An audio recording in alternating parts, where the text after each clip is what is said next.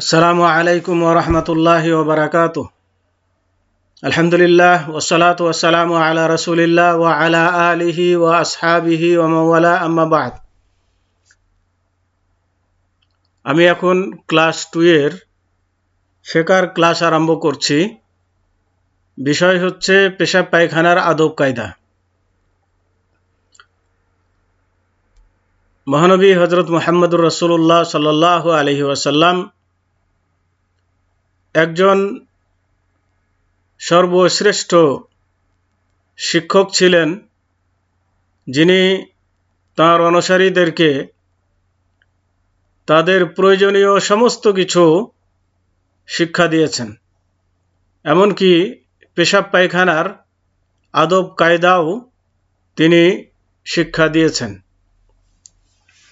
তো আসুন আমরা তার শিক্ষা ফলো করে ইহকাল এবং পরকালে ধন্য হই এবং নিজের জীবনে তা বাস্তবায়ন করে প্রকৃত রাসূলুল্লাহ সাল্লাল্লাহু আলাইহি ওয়াসাল্লামের অনুসারী হতে চেষ্টা করি।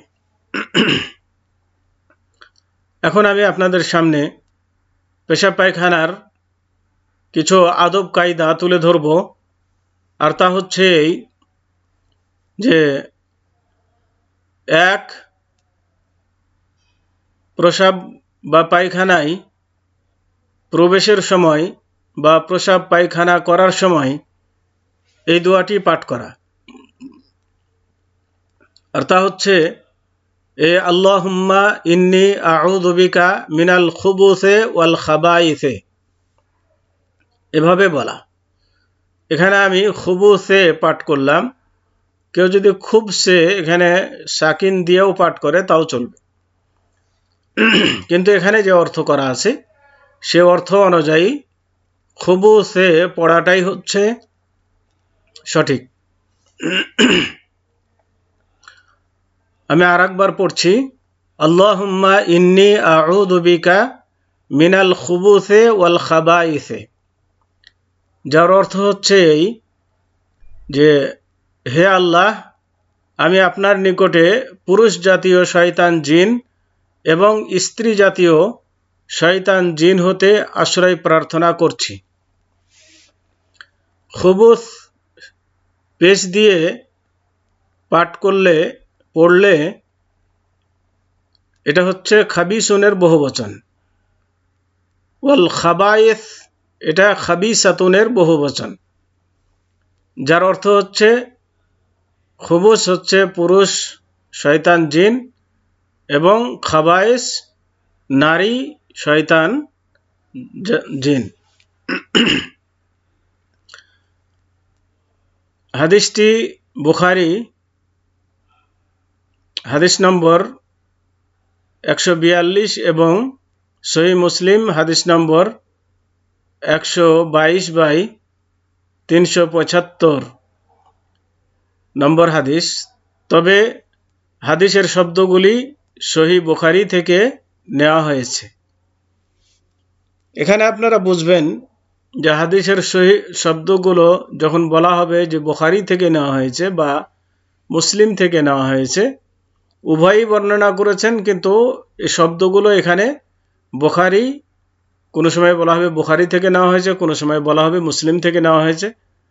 তার মানে এই শব্দগুলো হুবাহু সেখানে রয়েছে যেখান থেকে নেওয়া হয়েছে, কিন্তু হয়তো বুখারী এবং মুসলিম উভয়ই বর্ণনা করেছেন, কিন্তু তাদের সহিহ বুখারীতে হয়তো শব্দগুলো একরকম আছে বা মুসলিমে কিছুটা ভিন্ন আছে, কিন্তু হয়তো অর্থ উভয়টিরই একই বা মাফহুম বা ভাব অর্থ একই থাকবে, কিন্তু বর্ণনার ক্ষেত্রে হয়তো কিছু শাব্দিক পরিবর্তন থাকতে পারে। এই জন্য বলা হয় যে হাদিসের শব্দগুলো নেওয়া হয়েছে বুখারী থেকে বা মুসলিম থেকে, এ ধরনের বলা হয়ে থাকে। 2 নম্বর আদব হচ্ছে লোকচক্ষু থেকে অন্তরালে চলে যাবে। তার মানে লোকে যেন না দেখে এমন স্থানে গিয়ে পেশাব বা পায়খানা করবে, কারণ এটি মানুষের দেখাটা এটা হচ্ছে বেহায়াপনা। তো বেহায়াপনা থেকে বেঁচে থাকবে, যার কারণে লোকচক্ষুর অন্তরালে চলে যাবে। এখানে লোকচক্ষুর অন্তরালে বলতে যদি সে খোলা জায়গায় পেশাব পায়খানা করে তাহলে এমন দূরে যাবে যেখানে মানুষ দেখবে না, অথবা এমন স্থানে পেশাব পায়খানা করবে যেখানে মানুষের নজরে পড়বে না। আর দ্বিতীয় হচ্ছে যে পায়খানার মধ্যে, ঘেরা জায়গার মধ্যে পেশাব পায়খানা করা, যাতে করে মানুষ না দেখে। তো এখানে আরেকটা জিনিস আমাদের যেটা লক্ষণীয়, সেটা হচ্ছে পেশাব পায়খানা লোকচক্ষুর অন্তরালে যেহেতু করতে বলা হচ্ছে, সেহেতু মানুষের সম্মুখে লজ্জাস্থান ধরে হাঁটাহাঁটি করা এটাও কিন্তু আদবের খেলাপ, কেননা এটা এর মধ্যে বেহায়াপনা পরিলক্ষিত হয়। অতএব এ ধরনের কাজ মানুষের সামনে যেন কেউ না করে। 3 নম্বর হচ্ছে কেবলামুখী হয়ে বসবে না। এখানে কেবলামুখী বলা হয়েছে, এটা এর মধ্যে কেবলাকে সামনে করেও বসবে না, কেবলাকে পিছন করেও বসবে না, দুটিই হচ্ছে আদবের খেলাপ। কেননা আল্লাহ রাসূল সাল্লাল্লাহু আলাইহি সাল্লাম এখানে নিষেধ করেছেন, বলেছেন যে লা তাস্তাকবিলুল কিবলাতা ওয়ালা তাস্তাদবিরুহা ওয়ালাকিন শাররিকু আও গাররিবু। একটি হাদিস আছে এভাবে যে তোমরা কেবলাকে সম্মুখে করে বসবে না এবং পিছন করেও বসবে না, বরং তোমরা পূর্ব পশ্চিম হয়ে বসবে। তার মানে এখানে পূর্ব পশ্চিম হয়ে বসবে এই নির্দেশটি ছিল মদিনাবাসীদের জন্য, কারণ তাদের জন্য কেবলা হচ্ছে দক্ষিণ দিকে। তো দক্ষিণ দিকে মুখ করেও বসবে না, পিছন করেও বসবে না, বরং পূর্ব পশ্চিম হয়ে বসবে। আর এই নির্দেশটি ছিল খোলা জায়গায় প্রসাব পায়খানা করার ক্ষেত্রে। কিন্তু কেউ যদি ঘিরার মধ্যে প্রসাব পায়খানা করে তো তাদের জন্য কেবলামুখী হয়ে বসতে নিষেধ নেই, বা কেবলাকে পিছন করে বসতে নিষেধ নেই। কারণ একটি হাদিস আছে যে আব্দুল্লাহ বিন উমর রাদিয়াল্লাহু তাআলা আনহু থেকে, যে তিনি বলেন যে আমি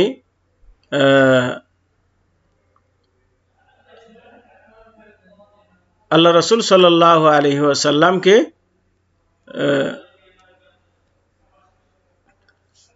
কেবলামুখী হয়ে পায়খানার মধ্যে কেবলামুখী হয়ে পেশাব পায়খানা করতে দেখেছি।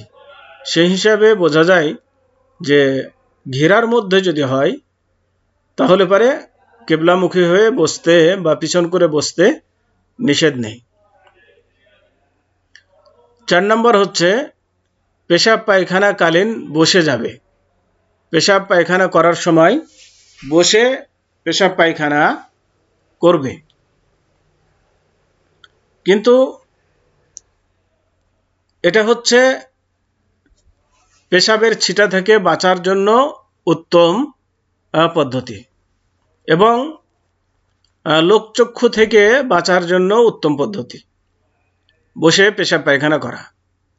বসে পেশাব পায়খানা করলে মানুষ দেখবে না বা পেশাবের ছিটা শরীরে এসে লাগবে না, কিন্তু দাঁড়িয়ে পেশাব করলে এমনটি হওয়া সম্ভব যে লোক দেখে ফেলতে পারে বা পেশাবের ছিটা শরীরে লাগতে পারে। এজন্য বসে পেশাব পায়খানা করবে। কিন্তু কেউ যদি এই সমস্ত জিনিসগুলো থেকে নিরাপদ থাকে আর তার প্রয়োজন হয় দাঁড়িয়ে পেশাব করার, তাহলে দাঁড়িয়ে পেশাব করাও জায়েজ আছে। বুখারী এবং মুসলিম শরীফের হাদিস হুযায়ফা ইবনুল ইয়ামান রাদিয়াল্লাহু তাআলা আনহু থেকে বর্ণিত যে তিনি বলেন যে আন্নান নবী সাল্লাল্লাহু আলাইহি ওয়াসাল্লাম আতা সুবাতাতা কওমিন ফাবালা কায়মান, যে আল্লাহ রাসূল সাল্লাল্লাহু আলাইহি ওয়াসাল্লাম এক কওমের আবর্জনা নিক্ষেপের জায়গায় আসলেন এবং সেখানে দাঁড়িয়ে পেশাব করলেন।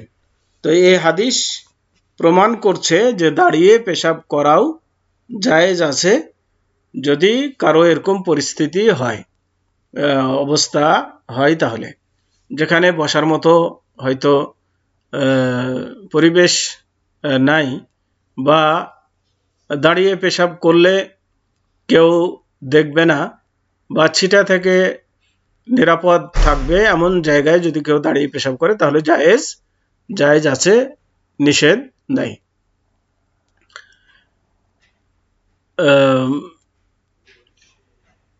5 নম্বর হচ্ছে ছিটা থেকে সতর্ক থাকবে। ছিটা থেকে সতর্ক থাকবে মানে পেশাবের ছিটা এসে যেন গায়ে না পড়ে, এ ব্যাপারে সতর্কতা অবলম্বন করবে। তো এই জন্য কেউ শক্ত মাটিতে যদি পেশাব করে তাহলে সেই জায়গাটি যেন খুঁচিয়ে নেয়, যাতে করে পেশাবের ছিটা শরীরে এসে না পড়ে। কারণ শক্ত মাটিতে পেশাব করলে বা সামনের দিকে যদি উঁচা থাকে এমন জায়গায় পেশাব করলে পেশাবের আঘাত পেয়ে সেই পেশাবগুলো ছিটে নিজের দিকে আসার সম্ভাবনা রয়েছে। তো এই জন্য আল্লাহ রসুল সাল্লাল্লাহু আলাইহি সাল্লাম কোনো জায়গায় পেশাব করলে, শক্ত মাটিতে পেশাব করলে সেই জায়গাটি খুঁচিয়ে নিতেন, যাতে করে পেশাবের ছিটা না আসে, ফিরে না আসে। 6 নম্বর হচ্ছে কথাবার্তা বলবে না, মানে প্রসাব পায়খানা কালীন অবস্থায় কথা বলবে না।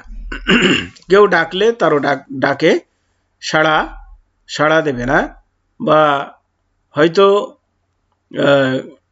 কাছাকাছি কেউ পেশাব ফিরতে বসলে বা দূরে কেউ লোক থাকলে বা পেশাবখানার ভিতরে আছে এমতো অবস্থায় কেউ ডাকলে সে ডাকে সাড়া দিবে না, কথা বলবে না, বরং সে হয়তো গলা খাকড়ানি দিয়ে হয়তো এতটুকু বোঝাতে পারে যে আমি এখানে আছি। 7 নম্বর হচ্ছে নিষিদ্ধ স্থান সমূহে পেশাব পায়খানা করা থেকে পরহেজ করবে বা বিরত থাকবে। নিষিদ্ধ স্থান বলতে যেমন মানুষের মানে চলার রাস্তা, বা গাছের ছায়া যেখানে মানুষ বসে বা ফলমূল পড়ে, বা পানি যেখানে পানিতে যে সমস্ত পানি মানুষ ব্যবহার করে, বা মানুষের উঠানামার ঘাটে, এ ধরনের জায়গায় পেশাব পায়খানা করা থেকে বিরত থাকবে। এবার আসুন 8 নম্বর শৌচকর্ম করার নিয়ম, মানে পেশাব পায়খানার পরে পেশাব পায়খানা পরিষ্কারের নিয়ম। বাম হাত ব্যবহার করা, পেশাব পায়খানা পরিষ্কারের সময় বাম হাত ব্যবহার করবে, ডান হাত নয়। পানি অথবা জমাটবদ্ধ যেমন মাটি অথবা পাথর দ্বারা মলমূত্র দূর করা। 9 প্রসাব বা পায়খানা শেষে বা প্রসাব বা পায়খানা থেকে প্রসাবখানা বা পায়খানা থেকে বের হওয়ার সময় বের হওয়ার পরে বলবে যে গুফরানাকা, অর্থাৎ হে আল্লাহ, আমি তোমার কাছে ক্ষমা প্রার্থনা করছি।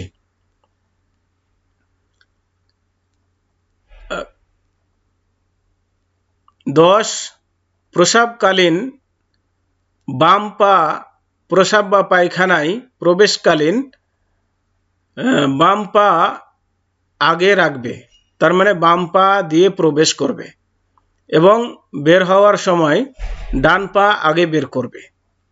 এটা হচ্ছে আদব। যে সমস্ত আদবগুলো আমরা জানলাম, এই সমস্ত আদবগুলো যেন আমরা খেয়াল রাখি, এবং এগুলো প্রসাব পায়খানা কালীন যেন প্রয়োগ করি। আল্লাহ রাব্বুল আলামিন আমাদের সবাইকে তৌফিক দান করুন। এ বলে আজকের মতো এখানেই দার্সের সমাপ্তি টানছি, দার্স শেষ করছি। ওয়াসাল্লাল্লাহু আলা নবিয়িনা মুহাম্মদ ওয়া আলা আলিহি ওয়া আসহাবিহি ওয়া বারিক ওয়া সাল্লাম।